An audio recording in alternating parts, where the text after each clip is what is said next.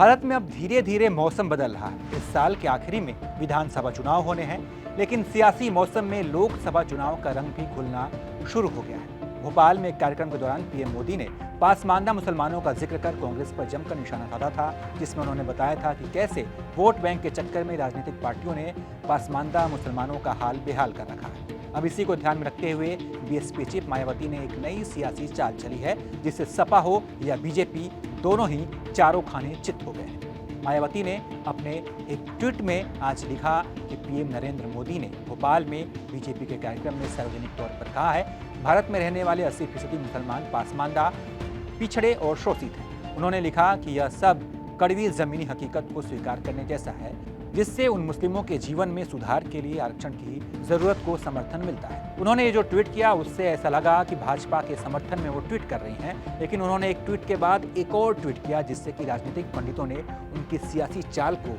Decode कर दिया। मायावती ने अगले ट्वीट में लिखा कि अब ऐसे हालात में बीजेपी को पिछड़े मुस्लिमों को आरक्षण मिलने का विरोध बंद करके अपनी सभी राज्य सरकारों को अपने यहाँ आरक्षण को ईमानदारी से लागू करवाना चाहिए। साथ ही बैकलॉग भर्ती को पूरी करके यह साबित करना चाहिए कि वो इस मामले में अन्य पार्टियों से अलग है। देश के 80% से ज्यादा मुसलमान पासमानदा हैं, इसलिए बीजेपी 2024 से पहले इस समुदाय को अपने से जोड़ने की कोशिश कर रही है। पीएम हर बड़ी रैली या समारोह में पासमानदा मुसलमानों का जिक्र करते हैं। अब मायावती ने ये ट्वीट करके एक नई चाल चली है, एक नया दांव चला है, जिसके जरिए उन्होंने बीजेपी के लिए मुश्किलें खड़ी कर दी। वहीं पासमानदा मुसलमान एक ऐसा फैक्टर है कि अगर ये कामयाब हुआ तो मुस्लिम वोट किसी भी पार्टी की बपौती नहीं रह जाएगी, वो हर तरफ बटेगा। और यही बात है कि पीडीए वाली राजनीति करने वाली अखिलेश यादव की पार्टी इससे हैरान है। बाकी इसको लेकर आप क्या सोचते हैं, मायावती की इस चाल पर आप क्या सोचते हैं, कमेंट करके बताइए और देखते रहिए एबीपी लाइव।